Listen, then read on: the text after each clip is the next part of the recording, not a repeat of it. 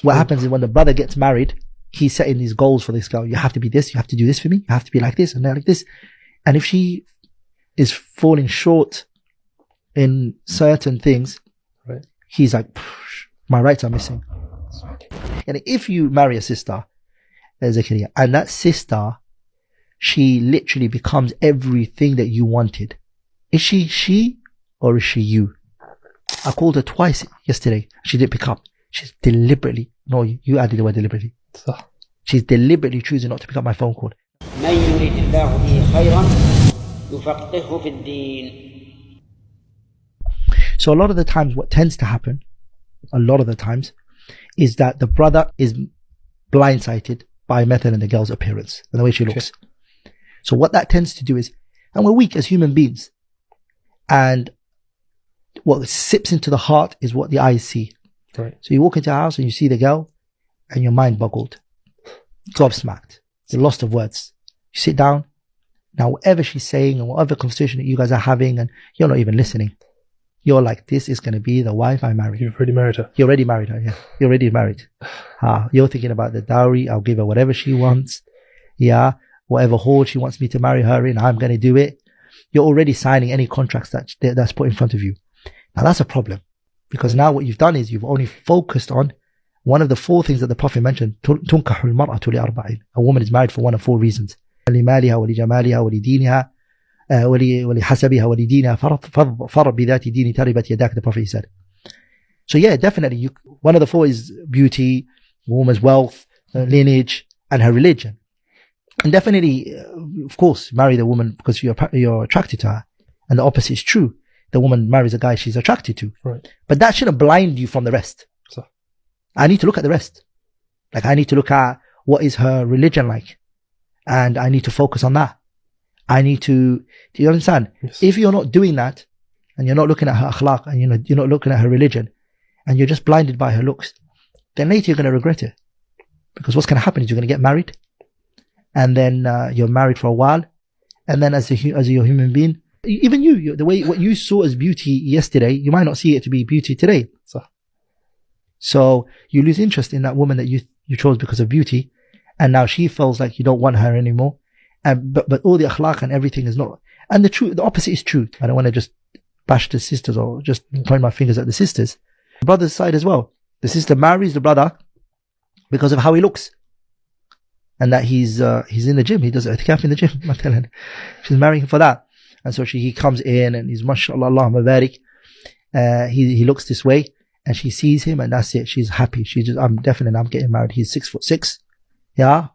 He is this. His strength is this and this and that. So she's already given in. Whatever he's saying to her, whatever disrespect he might throw at her, it's because of how he looks. Right. So these things are one of the reasons why later it comes up. These problems, the things that weren't addressed, is now being addressed. So the Sheikh or the Imam looks at the two and says, these things, weren't they not addressed before you got married? Right. Why didn't you guys not talk about it before? Another reason why I feel like conflicts happen is because expectations. Okay. Like what each person expects from a marriage. I think there's this flawed belief of what marriage should be like. So, and where do you think this flawed comes from? Social media or? Yeah, movies, social media, conversations that people have, setting unrealistic measures or unrealistic goals. Like this man has to be this and has to be this and has to be this. Even the brother, he's setting, criterias and things that I don't think you would ever find it. So what happens is when the brother gets married, he's setting these goals for this girl. You have to be this, you have to do this for me, you have to be like this and like this. And if she is falling short in certain things, right, he's like, my rights are missing. You know that she's going to sometimes not listen to you. Right. There's times which she's going to disobey you. There's times when she doesn't want to hear what you have to say. There's times she's going to ignore your phone calls. We're not saying that's a good thing. Right. But that's marriage. That's what happens. People differ, disagree, arguments, voice are raised. The wife, if you don't have that belief and you think it has to be 100% perfect, if I tell her stand up and I tell her jump and she doesn't say to me how high, then this woman is aq, she's a disobedient woman and I'm going to get married again and I'm going to let her go. That doesn't work. Yeah. There are moments when, of course, you're not going to get the best side of your wife. And that's the times, of course, the time of the month. What do you call it, when she's pregnant? These are times when a man really needs to bite his tongue, his lip. Just, brother, don't argue. Don't say anything. Be quiet. Just at this moment, you don't no inputs. Just let it be. Okay. Why? Because this time she's not deliberately choosing to do what she's doing, or she's not deliberately saying what she's saying to you. Biologically, you have to understand her body, what she's going through, and this is a moment where you have to tap out and say, look, I'm not going to argue with you. You're right. I'm wrong. And help her. It's just a few days anyways. Ayyam al-ma'dudat. It's a few days. And after that, she'll laugh with you and say, why did I say that? Why did this happen? I shouldn't have said that to you. I shouldn't have done this to you. That's why the Prophet sallallahu alaihi wasallam in the hadith, he mentioned that if you marry a wife and you see in her things that doesn't please you, you don't like this trait about her, then what you need to remember is she has an ocean of good. The fact that a brother can come up to you and say to you, Imam, my wife, she has this problem and this problem and this problem and this problem and this problem. And then I say, only 5, yeah? He goes, yeah. I'm like, okay, only 5. And you've been married for how long? 15.